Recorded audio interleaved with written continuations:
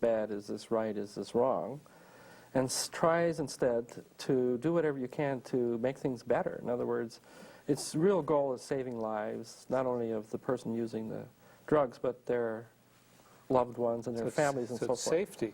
It's safety. You know, you could think of harm reduction as, like when I was in the Netherlands learning about harm reduction in 1990, you know, they took me out to the red light district, for example, where they have sex workers who are working, and it's approved by law, and police are there to keep an eye on things. And at first you wonder, why are they doing this? But they say, look, people are going to want to have sex anyway. People are going to be wanting to use drugs. If we can get it out in the open where we can see it more and have more of a public health approach rather than a moralistic approach, we'll save lives. I mean, I think that's one of the most important things about harm reduction, and that's why sometimes it gets into trouble, because it runs against the grain of existing policies. The war on drugs and the emphasis on zero tolerance doesn't really have a room for harm reduction in a way, because zero tolerance really means that, you know, it's like we're not going to look at anything else except total abstinence. I noticed that something that's very central to harm reduction showed up when you talked to him about the fact that he snorted rather than shooting up, and that he didn't use it all at once, because you were looking at how unsafe his practices were. That's right. I was probing to see what are the limits of what he's doing in terms of the harmful consequences. Is there a risk of overdose? And you can die snorting heroin of an overdose, depending on how much you take it. And that's why I was asking him how he does it. So he said, I take a little and then I see how it feels before I take the next. Maybe one of the reasons why he's still alive, actually. If he had said, if what he was doing was more dangerous, would you have moved the session into looking at safer options? Yes, right we would explore other methods of drug administration. Now, some people would say that's enabling, da-da-da-da, but really we're trying to check out to see if this person's still using, you know, is there some way that we can reduce the risk of potential overdose or other harmful consequences, while at the same time supporting this guy's increasing motivation to get off, or to get on a methadone program as a way of getting off. So I think you can do both. But some people would say, why are you asking this person about what he likes about heroin? You're just going to reinforce his dependency that way. And yet, you notice when I started out, how did he like the initial effects? He himself said, but then problems start coming up. So I think the thing about weighing pros and cons and getting people to admit what the negative things are themselves is one of the goals. And if they can't think of something, of course, then we'll suggest something. But yeah, well, what we're going to do in a minute is to take questions from our audience, and they're going to begin with specific questions about the interview, and then generally about the theory. As a segue into that, could you let us know where you would go next with this particular client if you were to see him next week? Well, actually, I would call him today, because the interview was actually yesterday, and he said tomorrow he was going to go and sign up for the methadone program. So I would probably give him a call or whatever, just to make sure that, you know, whatever I could do to help him support that first small step. Yeah. And then I would maybe, if he got on the methadone program, I would try and help him in terms of relapse prevention sorts of issues, how to stay on methadone. He was saying at another point that his brother, although on methadone, was occasionally still using heroin. So that would be the focus of treatment at that point, which would be to try and keep the person on methadone till they're stabilized.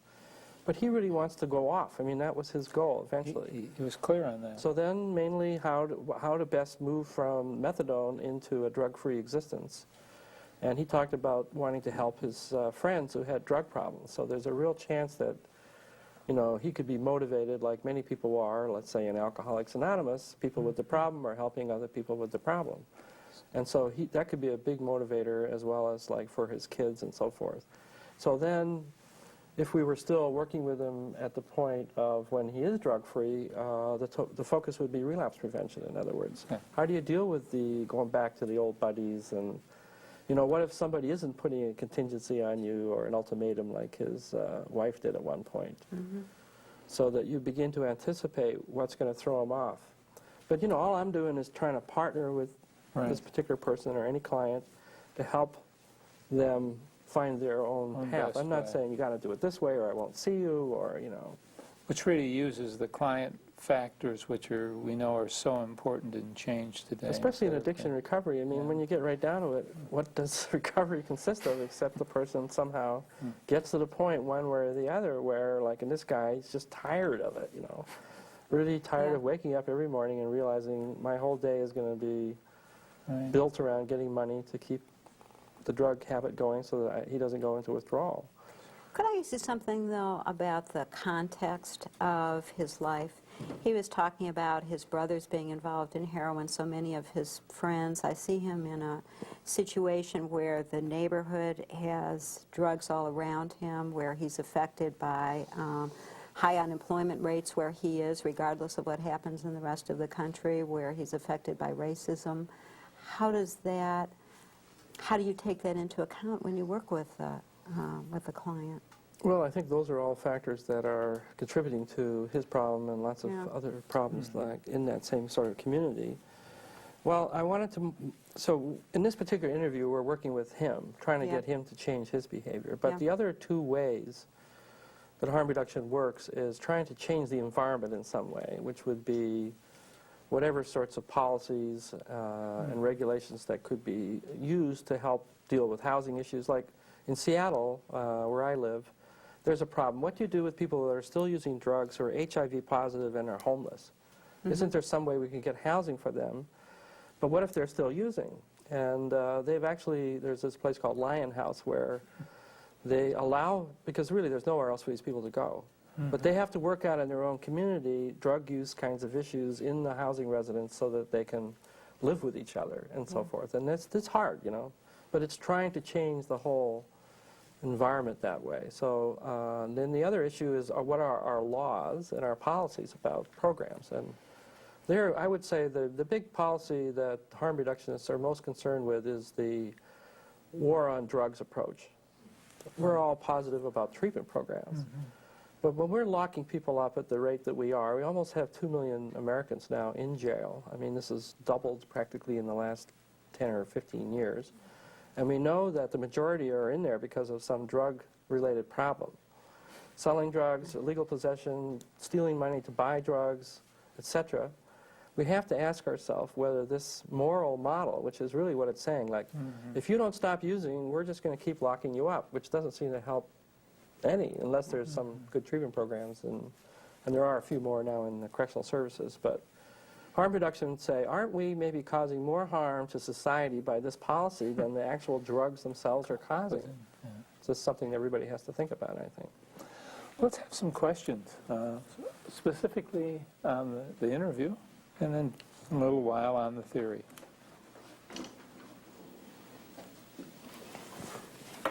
You asked the question about how the substance is a friend. And I was thinking about it when you did that you identify how it kind of works for him by asking that question. Is that correct? How it supports himself personally?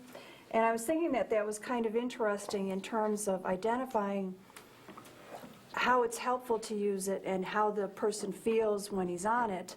And is that something that you might explore in terms of helping him to get an idea of how he could still get that feeling without using the drug?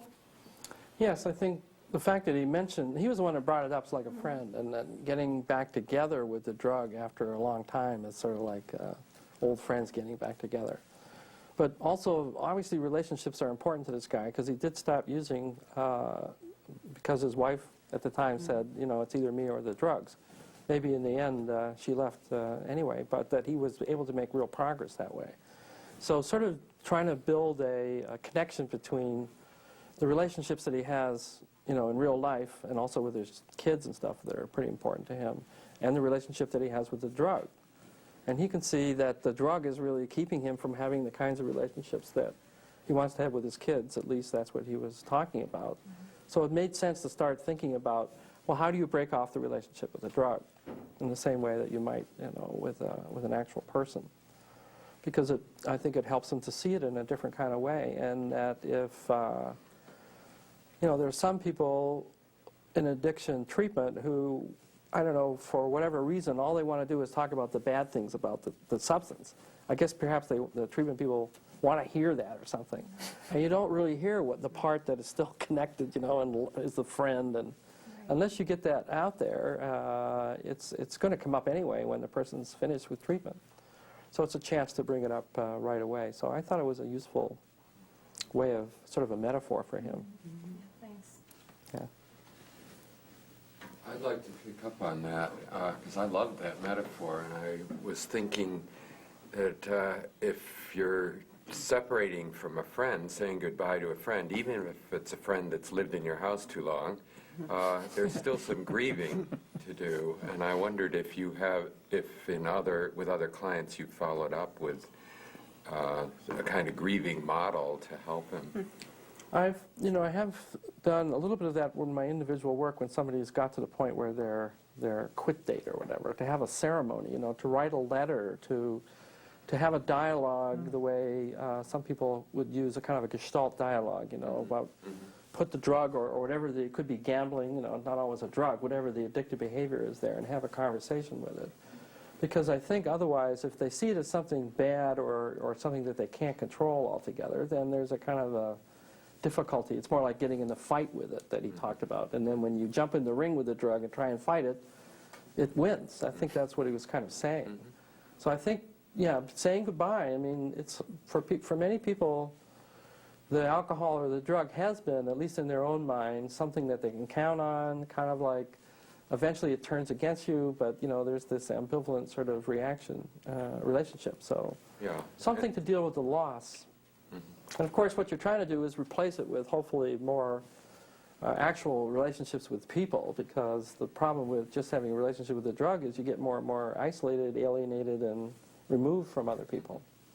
Yeah, I felt in your work that you stayed neutral with the ambivalence more than most of the short-term therapists we've watched, who tend to side with the positive and not really express the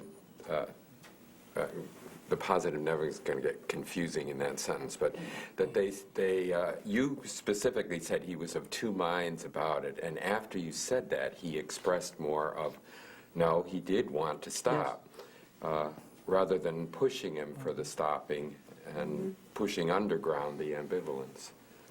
Yes, I was happy that he brought that up himself, because that's what we're hoping will happen in these situations. So thank you for saying that. Yeah, you're really giving these clients permission to do things their way, aren't you? And, Yes, but that's one of the criticisms of harm reduction, permission giving. See, that's that line between giving people permission and giving them support for their own views as a way of getting started on something, instead of saying, I'm sorry, but that's not allowed. Of course, most clients are of two minds, are ambivalent about this, but sometimes they don't think that they can be truthful with the therapist about both sides of what they're thinking. Yep. If somebody's a lot of work in the relapse area, when somebody's had a relapse, they're very concerned about whether even to bring it up because of what the consequences might be, and yet this is the time when people need the most help, and they sometimes drop out and give up at that critical juncture. The model, I have a question more about the model. NBC or ABC did a special on this not too long ago on TV, citing the Amsterdam Treatment Center, I believe. Yeah. And one of the things that came under fire, which is really controversial, is that the client could go to the center